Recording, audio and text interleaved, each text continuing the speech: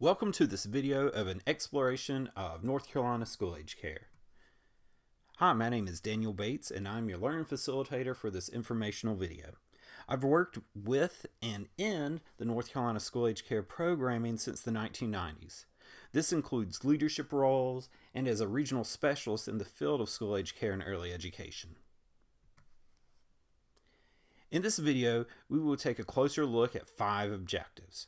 First, we'll define school-age care according to North Carolina Child Care.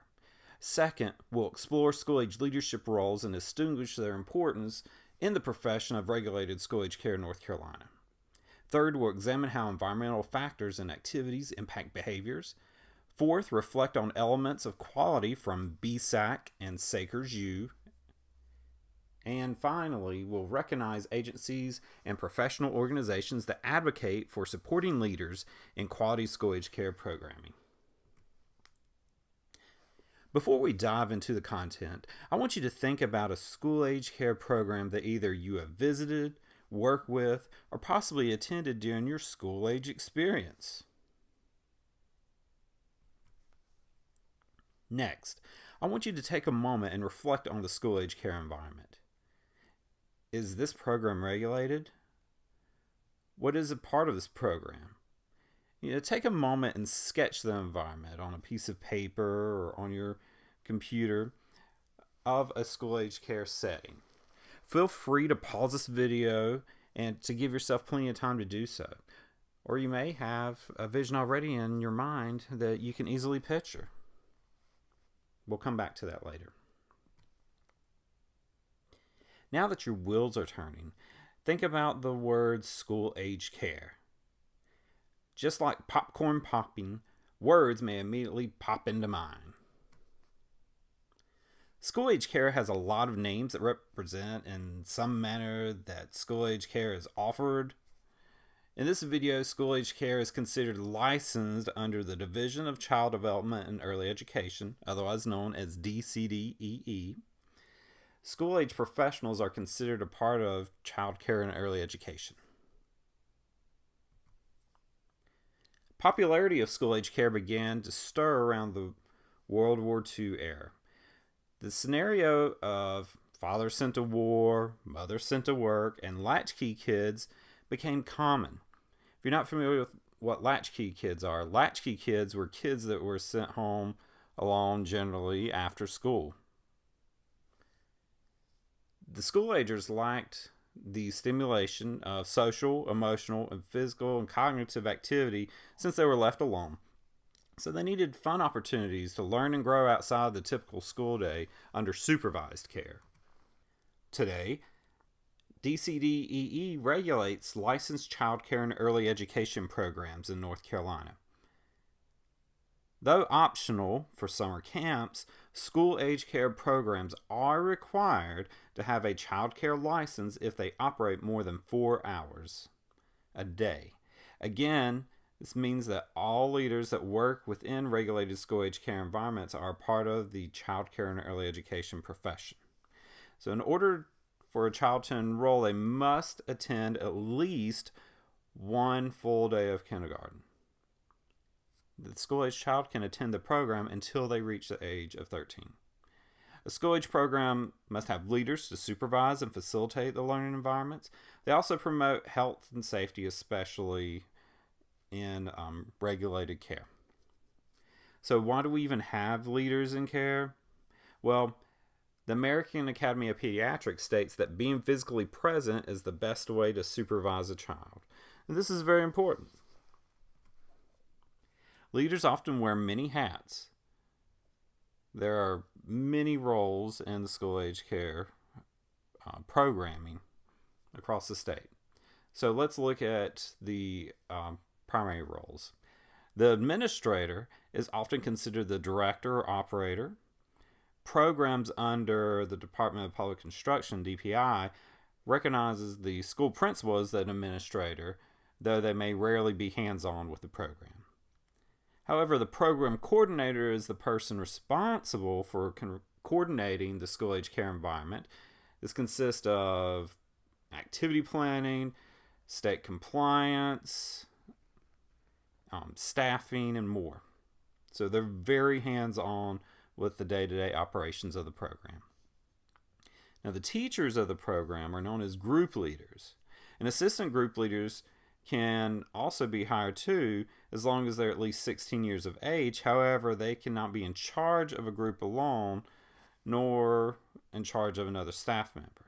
So assistant group leaders are supervised only if the supervising staff member is at least 21 years of age. To learn more specifics about education requirements for these leadership positions, you can visit the DCDEE website. Also note that there are rules with ratios in school-age care. Minimal ratios are generally 1 adult to 25. However, that can vary depending on the quality of the program that the program is trying to reach. Reflecting on BSAC. So what does BSAC stand for? BSAC stands for Basic School Age Care. This is the only required school age care professional development related to and required for school age care leadership.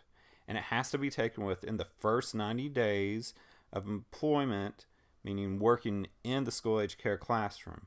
Or it's got to be taken within 60 days if working between what's considered summer care programs of the time between May and September. Now, these elements of quality are really important and they are addressed throughout BSAC. So let's briefly review those. First, health, safety, and nutrition. During this element of quality here that we learn about, there's a strong focus related to proper table washing and hand washing procedures. School agers, yes, there's lots of hand washing going on. Lots of table washing as well. Second, indoor environments involve understanding, how is the room put together? What is quality indoor environment? The third, outdoor environment, is also a learning environment. Age-appropriate materials and interaction are important, outside as much as they are inside. There's no limitation on how much time can be spent outdoors as long as at least 30 minutes of outdoor play is provided daily for gross motor movement during after-school care. Fourth, activity plans that involve student areas are key in school-age care. So, for example, ask the children what they know about the upcoming month. Some may tell you things that they do or events that they celebrate. Share these ideas. Share them with the families too. Incorporate it into the activity plan to show interest. The kids got to create it. They've got to come up with it. Plus, it helps the leader understand their role in providing additional learning facilitation about certain topics that the children may be unaware of. Fifth, staff need to build relationships with administration, including communication. Also, it's important that staff are aware that they must report maltreatment to DCDEE if they suspect it. And finally, 6, in addition to building relationships with administration, human relationships are important. Leaders must consider how to strengthen these skills through professional development and education. In regulated child care in general, professional development, continuing education is annual. It is a must. Please note that all persons working in regulated school-age care must complete the 5-hour BSAC and have a certificate of completion available. So again, just as a friendly reminder, BSAC, the requirement is that it must be taken within the first 90 days of working in school-age care, or 60 if working during the summer months, between May and September. Reflecting on SACRS U. What does SACRS U stand for? School Age Care Environment Rating Scale Update. If you notice also, another way of writing school age care. SACRS U is the tool used to assess quality school age child care. This tool identifies items and subscales that break down assessing quality. In my personal experience working with school age professionals, information on activities is the most important. Do I feel that it is the most important? I feel that all are equally important if you assess quality. So now take a moment and reflect back on the sketch that you may have drawn at the very beginning of this video. Have it ready for the next screen. What you see here are activity areas that are common for quality school-age care programs. Notice the wording extends beyond the typical area. For example, do you have an area for blocks and construction on your drawing? Are there at least 3 types of blocks? By the way, a common misconception is to place Legos in another area. These are blocks during school-age care. Do you have real construction items? Yes, school-agers can use them. Remember that regulated care provides health and safety experiences. Plus, leaders should model the behavior they want to see. So if you're afraid of bringing new materials in, especially with construction items, gradually bring it in. Let kids sign up to participate in learning how to use these construction items. Have safety gear available. So all of this of using the Sacred U concept with understanding what goes in activity areas, this is why creating activity plans with school-age children in school-age environments that are age-appropriate for providing learning experiences can help control behaviors. In other words, whenever children are involved and they have the materials ready, they start to have some ownership, and that's a key.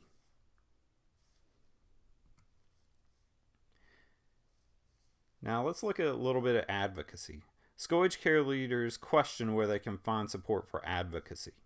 Now, the Child Care Resource and Referral Agencies, or CCR&Rs, provide statewide technical assistance and professional development for school-age care and early childhood programs across the state. Partnership for Children and Smart Start focus on the age range primarily of birth through 5, meaning before kindergarten. So therefore, they may not offer age-appropriate professional development, and there's generally no technical assistance under their jurisdiction. But the CCR&R supplements what child care professionals are looking for by offering technical assistance and professional development for the school-age field. So the professional development may be standardized and mandated by DCDEE, and some may be created to provide skills that help strengthen knowledge for quality school-age care leadership. North Carolina does have the North Carolina School-Age Quality Improvement Project. However, it has changed over time, especially with the School-Age Care Technical Assistance Specialist, known as the School-Age Specialist. All of the School-Age Specialists were housed under the CCR&R umbrella across the state. So the School Age Project was placed under Southwestern Child Development Commission, and at the time of this writing, there was no confirmation of the School Age Specialist positions returning to the regional CCR&R locations. There is only one project manager and one statewide School Age Specialist that is an education specialist that can advocate and support the school age professionals across the state. This map may look familiar. Some of you may know where you can contact your regional CCR&R for additional information and assistance for school age care. The link above provides a search option for you to find your CCR&R.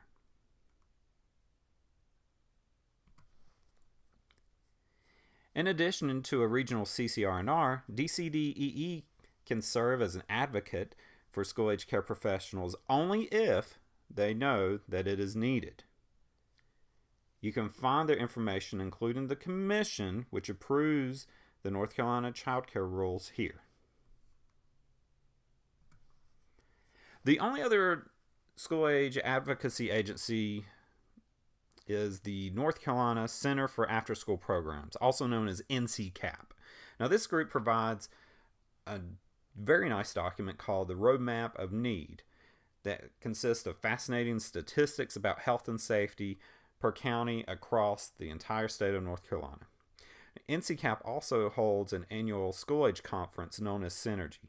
Sometimes it might be in Raleigh, sometimes it's in Charlotte, Greenville, but you can check out where it will be this coming year on their website. Other resources include national advocacy groups such as the National After School Association, again, see another way to spell after school, and the After School Alliance. Both groups provide data and resources. Here are some references to help strengthen leadership skills. While all three are helpful, school-age programs in North Carolina that want to assess their quality with a SACRS U and request for an official quality assessment should learn more about the North Carolina Rated License Assessment Project, or NCRLAP. As a note, generally, high SACRS U scores result in better programming, higher star ratings, and more subsidy dollars. Again, high SACRS U scores result in better programming, higher star ratings, and more subsidy dollars. Here are even more additional resources to consider for supporting leadership, such as the Emergency Preparedness and Response and Playground Safety trainings. Those are two important certifications that school-age programs must have per DCDEE requirements. Intro to Cultural Competence and NC Foundations are two additional options to increase capacity that advocates for stronger supportive leadership all across the field of child care and early education. With that said, we have defined school-age care, explored required leadership roles, examined the environmental factors that impact behavior, reflect on the required BSAC and quality assessment tool for SACRS U, and reviewed agencies and professional development that support school-age care and leadership. Despite mentioning many links throughout this video, if you were to take 3 away, the ones on this screen are definitely ones you'll want to bookmark for the future. In the world of common support and advocacy for birth through 5 and child care and early education, there's only so much to offer about North Carolina school-age care. Thanks so much for watching this video.